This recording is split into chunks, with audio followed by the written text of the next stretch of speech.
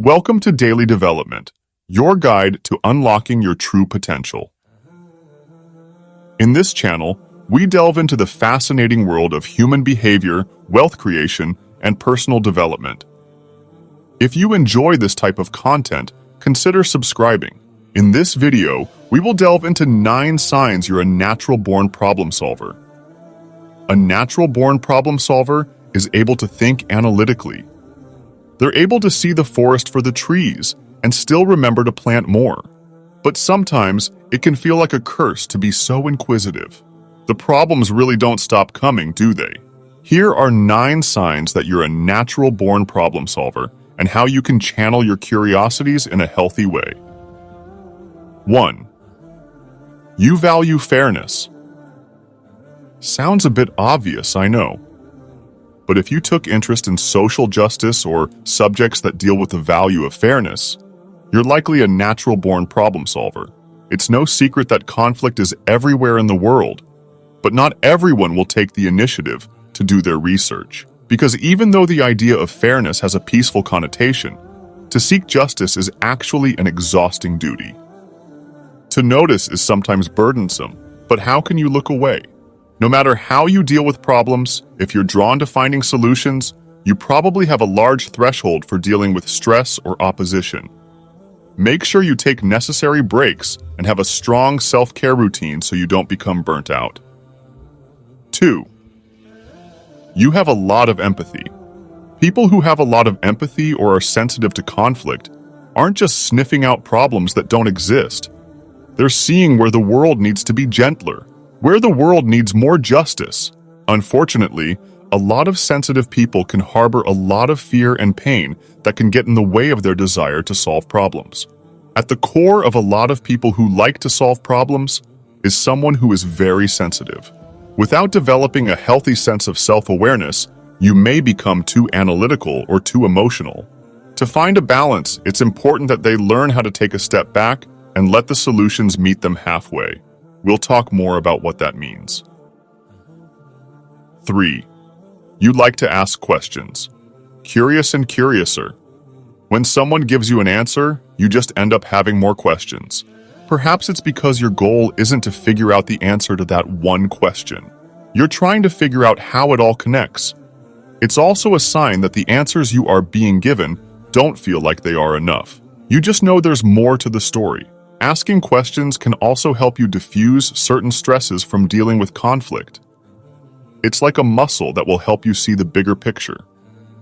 4. You think of the bigger picture. So maybe what makes you a problem solver is because you're passionate about the bigger picture more than anything. When you believe that everything is connected, you're telling yourself that there is a deeper meaning that goes beyond the surface. Take analyzing a person's personality, for example.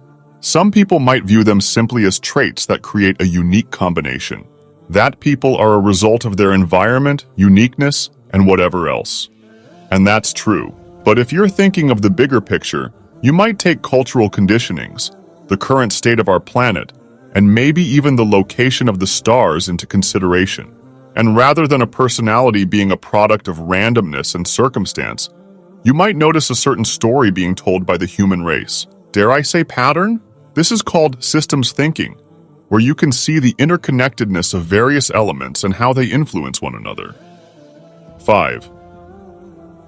You like to find patterns and meanings. You see relationships between things that other people might brush off as unrelated. For example, a lot of people separate similarities and differences and don't think to observe how they interact with each other. But to you, you might see how two things can be very different from one another, but maybe see how similar they are in the way they are different. For example, 2 different cultures might have different practices for how they commemorate the dead, but perhaps their reasoning for their individual practices are similar. In that specific scenario, you might see how they have similar beliefs, just different executions. You might also take interest in symbolism and how the human race can come together to recognize certain signs despite language, cultural, or social barriers. A middle ground, devoid of cognitive biases. Staying educated and finding like-minded people who are interested in these subjects can help you feel less lost. Because again, Noticing can sometimes drive you a little crazy. 6. You can hold multiple perspectives at once. It's not that you don't have opinions. You just don't have opinions in the way other people do. A lot of people derive opinions from how they feel. They have opinions by judging situations instead of perceiving them. Some people may not be aware of certain cognitive biases they could have based on their experiences, or lack thereof. To perceive is to allow yourself to be surprised by reality, like allowing people to tell you who they are rather than making assumptions about them. This way, you're making room for the idea that you don't know everything, but that you would know what to do because you have the wisdom of your past selves backing you up. Our ego and emotions are a part of us. They just want to protect us. But being able to hold nuance in your mind means that you're leaving room for growth.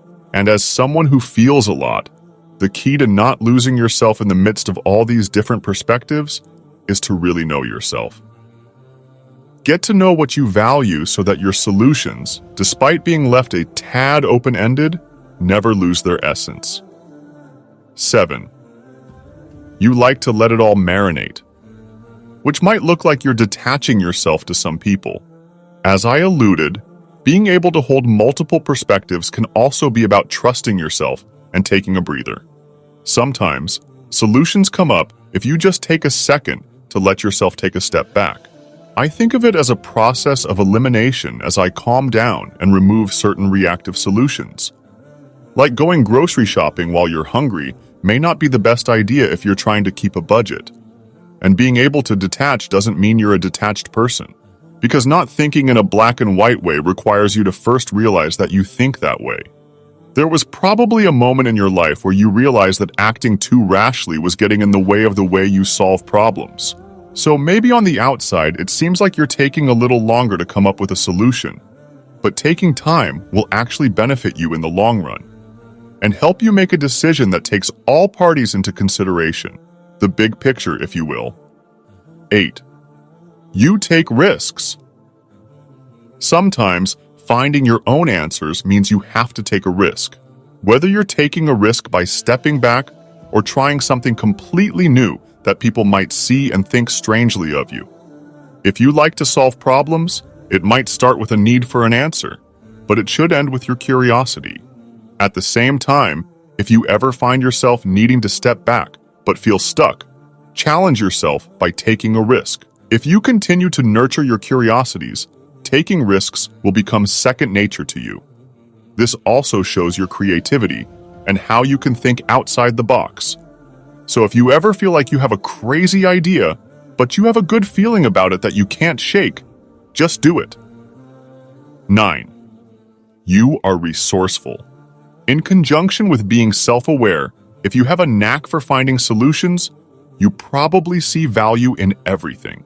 This goes with how you're able to utilize all your knowledge and think deeply. Or you could be very ingenious and resemble MacGyver. Being resourceful might seem like the opposite of leaning into the unknown. But as you filter through your cognitive biases and collect all the relevant information that speaks to what you value, you can curate an ideal mental resource, which helps you become more adaptable, resilient, and positive in the long run, because you're able to channel your intellect in a way that inspires you. Having good discernment when it comes to your own knowledge can also help you connect with like-minded individuals. Because while you can come up with unique solutions by yourself, this way, you can come up with unique solutions that can help people on a larger scale. Despite having all the answers, being a natural-born problem solver isn't easy. It's like being born with a mind that can't be satisfied because it just wants to figure it all out. But where the mind doesn't end or lacks direction, your heart and soul might have an answer for you, like a cause or social issue, something you believe in that could use your brain. Thank you so much for watching this video. I hope you enjoyed it and found it helpful. Don't forget to hit that like button and subscribe to stay up to date with all the latest content. We love engaging with our audience, so feel free to leave a comment down below and let us know your thoughts.